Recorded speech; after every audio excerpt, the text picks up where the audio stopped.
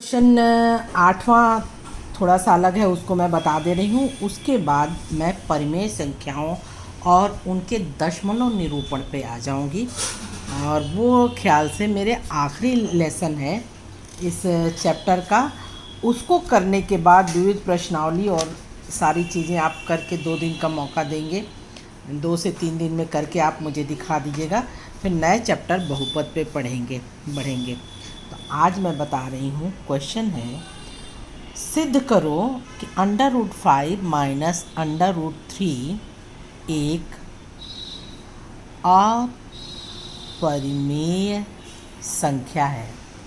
ऐसे चीज़ को सिद्ध करने के लिए पहले हम इसका विरोधाभास मानते हैं। हम ये मानते हैं कि वो सत्य है। हम लिखते हैं, माना √5 माइनस √3 एक परिमेय संख्या p/q के रूप में है, जहाँ q is not equal to 0। ठीक है, अब हम लिख लेंगे √5 minus √3 is equal to p/q, या ये हो जाएगा √5 is equal to p/q plus √3। दोनों पक्षों का वर्ग करने पर, दोनों पक्षों का वर्ग करने पर ये हो जाएगा √5 का वर्ग is equal to p/q plus √3 का वर्ग। ये √5 का वर्ग 5, और ये हो जाएगा p² / q² plus 3 plus 2 into p/q into √3, जैसे आप निकालते हैं। या हम इसको लिख सकते हैं, √3 को एक साथ रख दो और जितने आपके पूर्ण संख्याएं हैं उसको एक तरफ कर दो। यानी हम इसको लिख सकते हैं 2p/q √3 भी यहाँ पे आज पीछे लिख लेते हैं, √3 इज इक्वल टू ये हो जाएगा 5 माइनस p²/q² माइनस 3, या ये हो जाएगा 2 माइनस p²/q², और ये है तुम्हारा 2√3 p/q। ये इसको इस तरह लिख लो, या इसको लिख सकती हो 2q² माइनस p²/q², या ये बराबर तुम्हारा हो जाएगा 2√3 p/q is equal to 2q² minus p²/q²। q² से q काट दो, या ये हो जाएगा 2√3p is equal to 2q² minus p²/q। अब यहाँ हम देखते हैं कि दाएं पक्ष में p और q दोनों ही पूर्ण संख्याएं हैं, परंतु बाएं पक्ष में √3 एक अपरिमेय संख्या है। तो हम देखते हैं, दाएं पक्ष में p और q के पूर्णांक होने से यह पूर्ण संख्या होना चाहिए, परंतु हम जानते हैं कि √3 एक अपरिमेय संख्या है, जो कि विरोधाभास है। इसलिए जो मैंने माना है कि यह p/q एक परिमेय संख्या है, ये गलत हुआ। अर्थात दी गई संख्या √5 माइनस √3 एक अपरिमेय संख्या होगी। सिद्ध हो गया, प्रूव्ड। ठीक, इसी तरह से आपको इसको प्रूव करना है, अच्छे से सीख लीजिएगा। अब नेक्स्ट लेसन 1D मैं कराने जा रही हूँ, जिसको मैं कह रही हूँ कि परिमेय संख्याओं का शांत व अशांत आवर्ती रूप में निरूपण। ठीक, पहला हम कैसे मानेंगे कि ये जो हमारी दी हुई संख्या है शांत है या अशांत है। तो पहले शांत के लिए, यदि p/q मुझे एक संख्या दी हुई है तो हम q का अभाज्य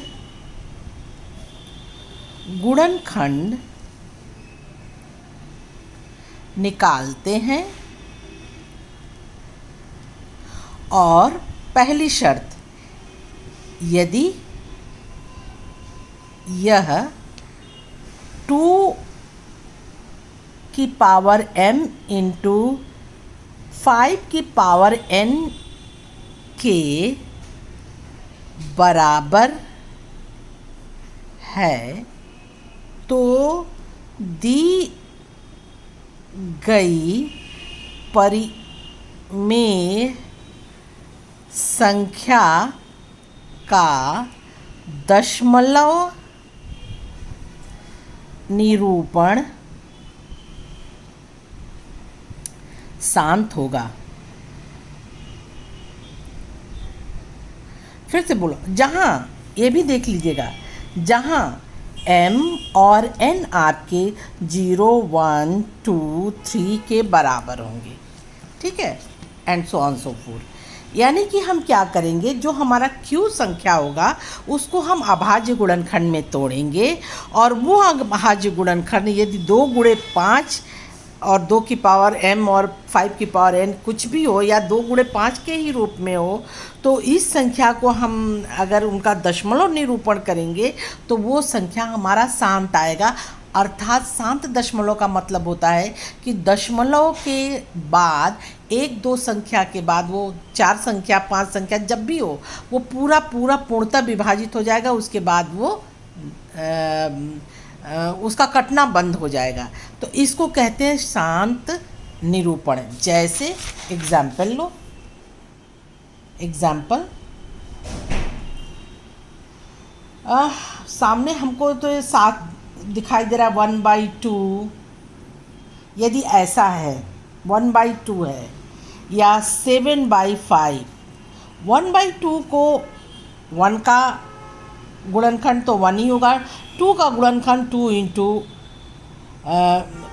केवल 2 ही होगा, 1 छोड़ दो, 1 तो सबका गुणनखंड होता है। या इसको हम 2 इंटू 5 लिख दें तो 2 की पावर 1, 5 की पावर 0। देखो 2 गुणे 5 के रूप में है, 2 की पावर 1, 5 की पावर 0। किसी भी चीज़ का पावर यदि 0 कर देते हैं तो उसका मान 1 के बराबर हो जाता है ना। मैंने ये जो 1 गुणनफल था 5 की पावर 0 कर दिया, 2 की पावर 1, यानी कि ये जो है 2 किस में बढ़ जा रहा है, 2 इंटू 5 में बढ़ जा रहा है। तो ये जो हम इसका निरूपण करेंगे, ये हमारा अगर भाग दोगी तो ये जगह 0.5 और इसके बाद ये नहीं कटेगा तो ये हो जाएगा शांत निरूपण। 7/5 रख लिया मैंने। 7/5 को 7 का कोई फैक्टर देखेंगे तो 7 ही रहेगा।